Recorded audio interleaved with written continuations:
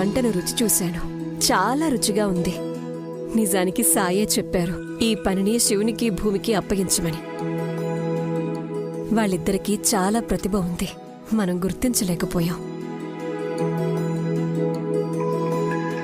అత్తయ్య, ఇలా రండి కాస్త. ఇప్పుడే వస్తాను. చూసారా, నేను చెప్పాను కదా, సాయి ఆశీర్వాదం ఉంటే అంతా మంచి జరుగుతుందని.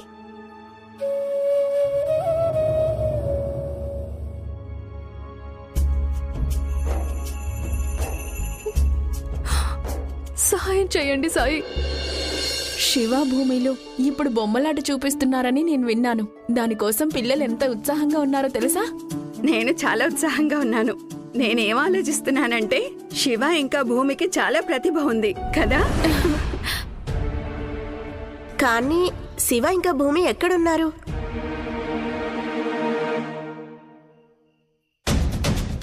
అయ్యో దేవుడా, వీళ్ళ బొమ్మలు కాలిపోయాయి.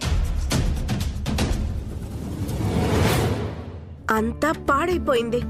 నేను ముందే వద్దని చెప్పాను, కానీ నా మాట అసలు ఎవ్వరూ వినరు. అక్కడ బయట అందరూ తోలుబొమ్మలాట కోసం ఆశగా చూస్తున్నారు. పిల్లలు చాలా ఉత్సాహంగా ఉన్నారు. ఇప్పుడు ఈ కార్యక్రమం జరగకపోతే అందరూ నిరాశపడతారు. ఇక మన కుటుంబం పరువు మొత్తం పోతుంది. కానీ వదినా, చాలు భూమి, చాలు. అమాయకమైన మా అన్నయ్య ఏం మాట్లాడలేడు కాబట్టి ప్రతి ఒక్క నిర్ణయం నువ్వే తీసుకుంటావు. చూడు భూమి, ఇప్పటి వరకు నేను నీతో ఏమీ అనలేదు,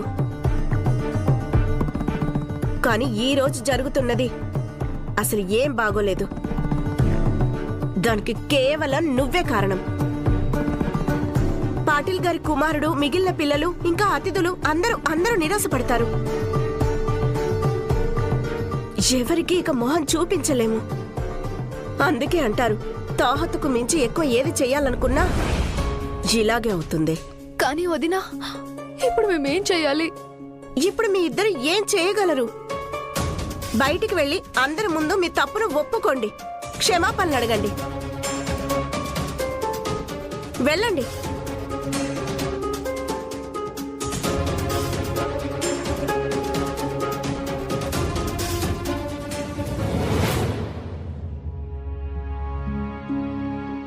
జన్మదిన శుభాకాంక్షలు తాత్య. ధన్యవాదాలు సాయి. భూమి, ఇద్దరూ సిద్ధంగా ఉన్నారా? ఇక తోలుబొమ్మలాటను ప్రారంభిద్దామా? అందరూ దాని గురించే ఎదురు చూస్తున్నారు.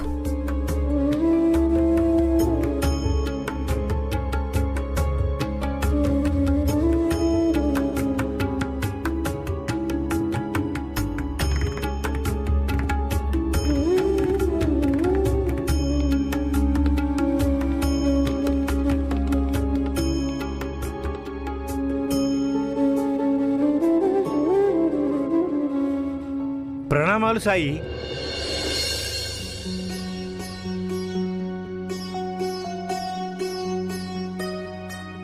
మీరు పిలిచారు కదా, నేను వచ్చేశాను.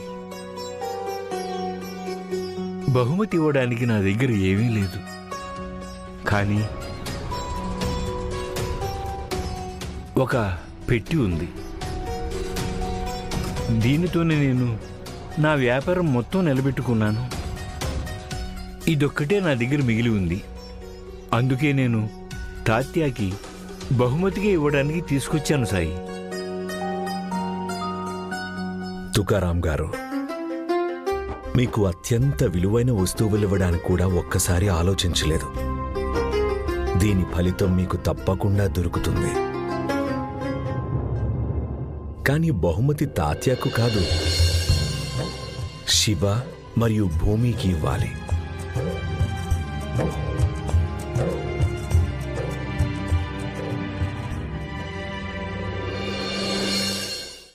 సాయి, మాకెందుకు? జన్మదినం తాత్య అన్నయ్యది కదా, బహుమతి తనకే ఇవ్వాలి కదా. ఒక్కసారి ఆ పెట్టును తెరిచి చూడు భూమి. దానిలో ఉన్నది ఒకవేళ నీకు అవసరం రావచ్చేమో.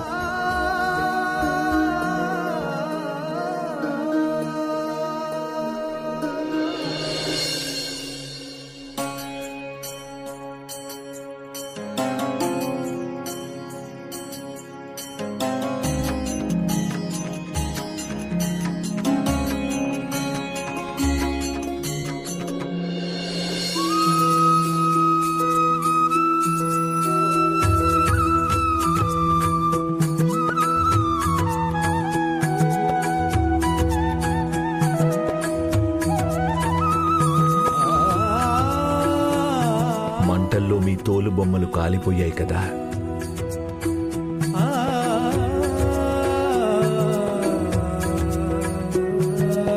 ఇప్పుడు ఇవి తీసుకొని కార్యక్రమం జరిపించండి.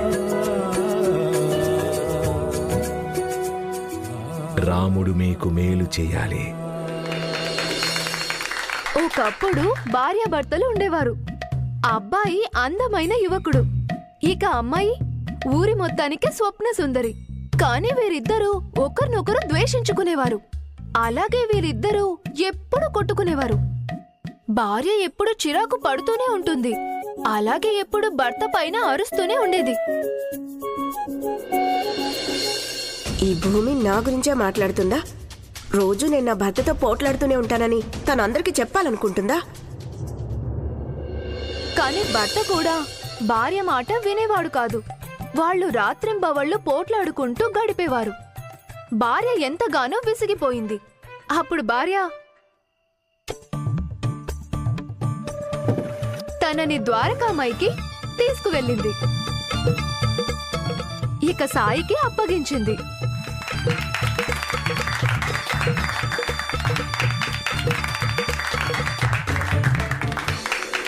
సాయి అడిగారు అసలు సమస్య ఏంటి అని. మీరెందుకు గొడవ పడుతుంటారో నాకు కొంచెం చెప్పండి అని. అప్పుడు భార్య చెప్పింది, ఇంట్లో పనులన్నీ చేసి అలసిపోతున్నాను, అయినా కూడా నా కోరికలేమీ తీర్చరని. కార్యాలయంలో రోజంతా విశ్రాంతి తీసుకొని వస్తాడు, నాకు మాత్రం ఎలాంటి విశ్రాంతి ఉండదు ఇంటి పనుల నుండి.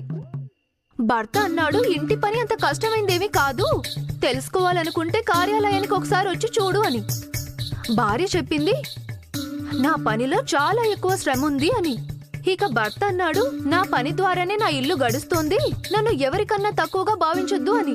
ఇక ద్వారకామాయిలో వాళ్ళిద్దరూ ఒకరికొకరు పోట్లాడారు. ఇక సాయి చెప్పిన మాటలేవి వాళ్ళకి అర్థం కాలేదు. అప్పుడు సాయి ఒక ఆలోచన చేశారు. భర్తకు చెప్పారు భార్య చేసే పనులు చేయమని, ఇంకా భార్యకి భర్త యొక్క పని చేయమని. భర్త ఇంటి పనులు చూసుకుంటాడు, నువ్వు డబ్బులు సంపాదించు అని.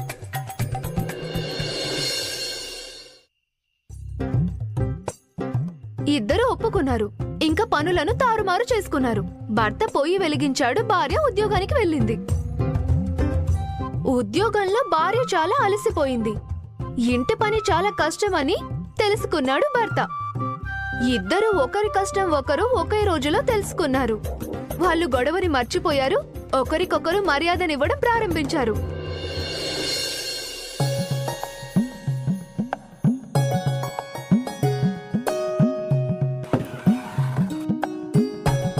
ఇద్దరు సాయి దగ్గరికొచ్చి క్షమాపణ అడిగారు.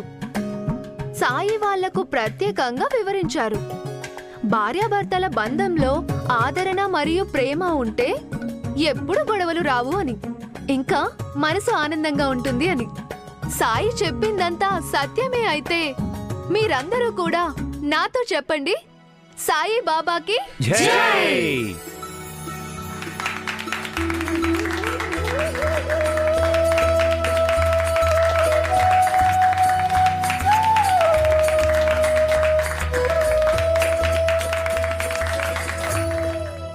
రాముడు మీకు మేలు చేస్తాడు.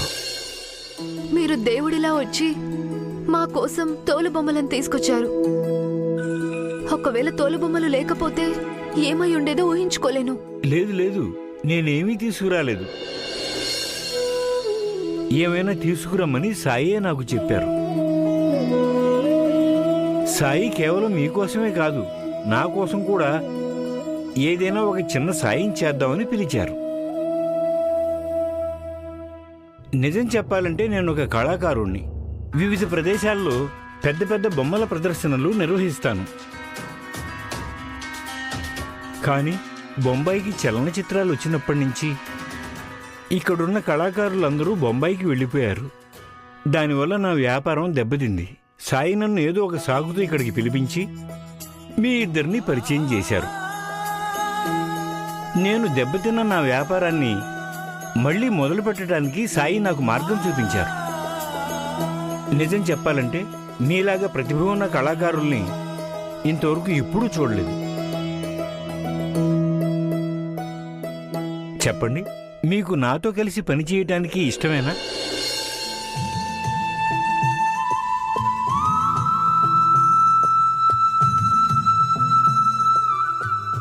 మనల్ని తన దగ్గర పని చేయాలని అడుగుతున్నారు.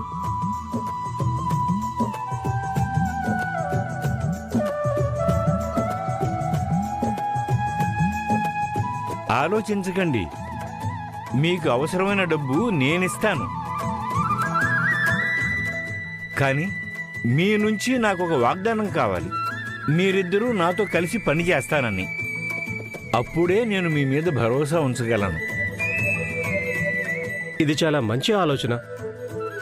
మాణిక్ గారు, మీకున్న సమస్యలన్నీ తీరిపోయాయి.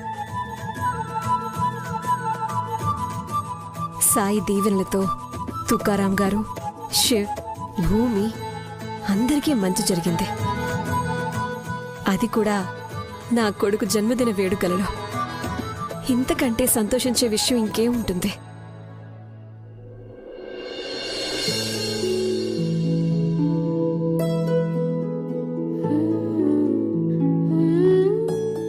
మీకు శుభాకాంక్షలు.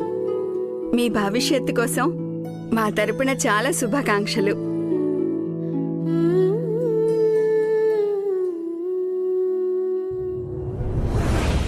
అమ్మా, మీరు నాకు మద్దతు ఇవ్వలేదు కదా నేను వ్యాపారం చేయాలనుకున్నప్పుడు. మీ కోడలు ఇలా తోలుబొమ్మలాటలాడుతూ ఒక ఊరు నుండి మరో ఊరికి వెళ్తుంది. అది ఇష్టమేనా మీకు? మీ కోడలు నాటక ప్రదర్శనలు చేస్తుంది, తమాషాలు చేస్తుంది.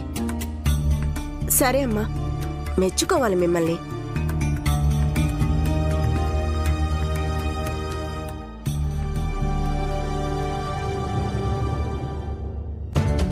మమ్మల్ని క్షమించండి. మా పిల్లలు నాటకాలలో పని చేయలేరు.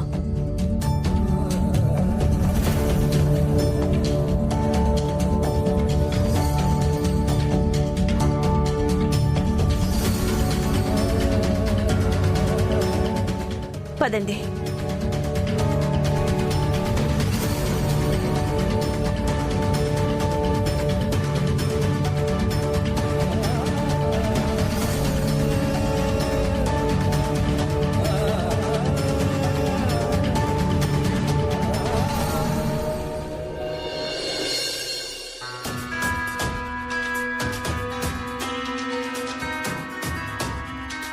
నేను ఏదీ వినకూడదనుకుంటున్నాను. నువ్వు, భూమి చెప్పిన ప్రతి విషయాన్ని మేము విన్నాము, నమ్మాము. కానీ సమాజం అనేది ఒకటి ఉంటుంది కదా.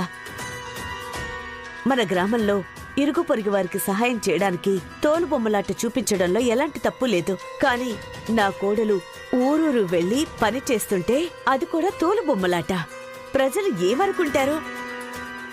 జనాలందరూ మమ్మల్ని మీరెందుకు ఇంత దిగజారిపోయారు అంటారు. మేము మా కోడలి సంపాదనతో బతుకుతున్నామంటారు. సమాజంలో కూడా కొన్ని న్యాయ నిబంధనలున్నాయి కదా. ఒప్పుకుంటాను, మన కష్టాల్లో ఉన్నాం. కానీ నా కోడలి ఇలాంటి పని చేయడానికి నేను అస్సలు ఒప్పుకోను. అత్తయ్య గారు నిజమే చెప్తున్నారు. ఇంకా మన పని వల్ల జనాలు వీళ్ళని 10 మాటలు అంటుంటే అప్పుడు మన కష్టానికి ఫలితం ఎలా ఉంటుంది? ఇంకా సాయి కూడా చెబుతూ ఉంటారు కదా, ఏ పనైతే పెద్దవాళ్ళకి ఇష్టం ఉండదో ఆ పని చెయ్యకూడదు అని.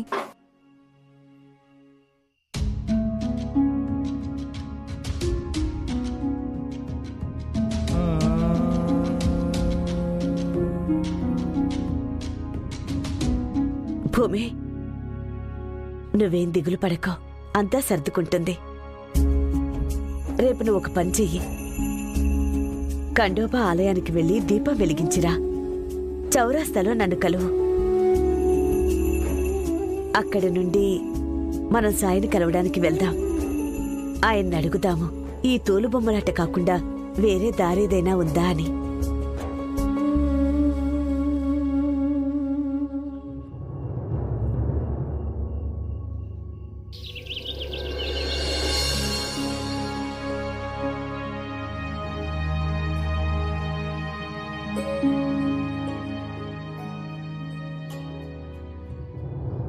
సాయి, భూమి శివల బొమ్మలాట చూసిన తర్వాత నాకు అనిపించింది తప్పకుండా నా కష్టాలన్నీ దూరం అయిపోతాయని. కానీ శివ వాళ్ళ అమ్మగారు నిరాకరించారు. నా ఆశలన్నీ వమ్ము చేశారు. ఇప్పుడు నేనేం చేయాలి సాయి? తుకారాం గారు, దేవుడు ఒకటి ఆజ్ఞాపించినప్పుడు దాన్ని ఆపాలనుకోవడం అసాధ్యమే అవుతుంది. మీరు కూడా ఆ సమయం కోసం ఎదురు చూడాలి. శివ మరియు భూమి యొక్క ప్రతిభను ఎక్కువ రోజులు దాచి ఉంచలేవు.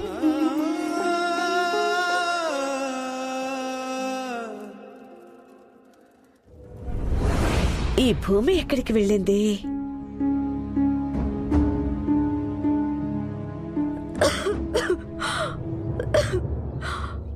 భూమి, తనకేమైంది?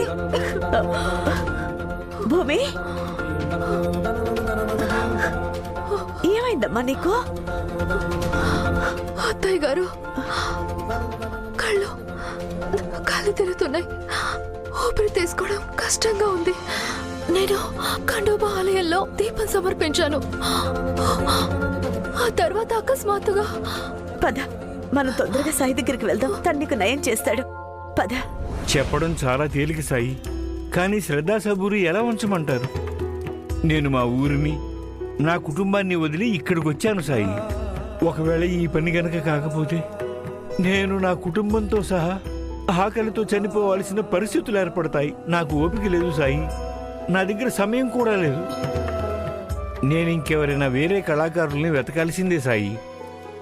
నా వ్యాపారాన్ని మళ్ళీ ప్రారంభించడానికి భూమి, శివ లాంటి వాళ్ళు దొరికినట్టే వేరే వాళ్ళు ఎవరైనా దొరకచ్చు కదా. నేను కూడా మీతో ఏకీభవిస్తున్నాను. మీరు తప్పకుండా వెతకండి. నాకేమనిపిస్తుందంటే సాయి ఏదో అద్భుతం చేసి నా సమస్యను పరిష్కరిస్తారని. కానీ సాయి చెప్పారు కదా, కళాకారుల్ని నువ్వే వెతుకని. ఎంతో కష్టంతో శివ, భూమి దొరికారు. వేరే కళాకారులు ఎలా దొరుకుతారో ఏమో.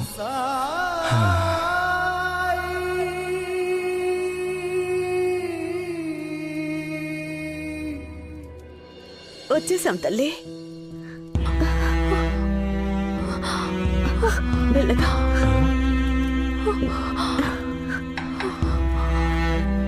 భూమికి ఏమైంది? తనకి కళ్ళు తిరిగి బలహీనంగా పడిపోయింది. సాయి, జాగ్రత్త. తనకి సహాయం చేయండి. తనను లోపలికి తీసుకురండి. ఇక్కడ పడుకోబెట్టండి.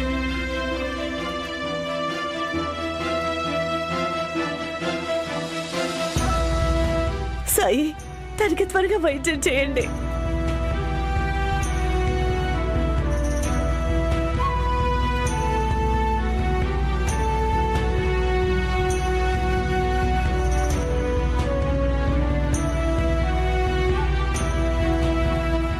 సాయి, సాయి, మాకు సహాయం చేయండి సాయి. మాకు సహాయం చేయండి సాయి. సాయి, మాకు సహాయం చేయండి సాయి. ఏమైంది అతనికి? నా కొడుకు ఆరోగ్యం ఉన్నట్టుండి క్షీణించింది సాయి. నా కొడుకు చాలా బాధపడుతున్నాడు సాయి. ఏదైనా చేయండి సాయి. సాయి, కాపాడండి సాయి. తనని ఇక్కడ పడుకోబెట్టండి. జాగ్రత్త. సాయి, ఇతనికి కూడా భూమికి ఉన్న లక్షణాలే ఉన్నాయి. తొందరగా ఇద్దరిని బాగు చేయండి సాయి. తప్పకుండా నేను బాగు చేయగలను. కానీ గీతాబాయ్, నా దగ్గర ఒకరికి సరిపడా మందు మాత్రమే ఉంది. నేను కేవలం ఒక్కరిని మాత్రమే కాపాడగలను. మీరేమంటున్నారు సాయి? మీరేదైనా చేయగలరు. మీ బూదితో రోగం నయం చేయగలరు. ఈ ఇద్దరి వ్యాధికి ఒక్కటే ఔషధం ఉంది. వీరిద్దరిలో ఇది ఎవరికివ్వాలి? వీరిద్దరిలో నేను ఎవరిని కాపాడాలి?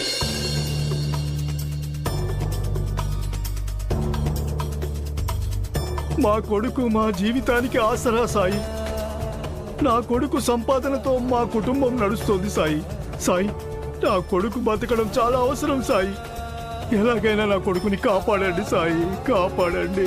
నువ్వు అన్నది నిజమే. ఒక పక్క పురుషుడు, ఒక పక్క స్త్రీ. పురుషుల అవసరం ఎక్కువగా ఉంటుంది కదా. అతను కష్టపడతాడు, డబ్బులు సంపాదిస్తాడు. అందుకని ఈ ఔషధం ఇతనికి ఇవ్వడమే మంచిది.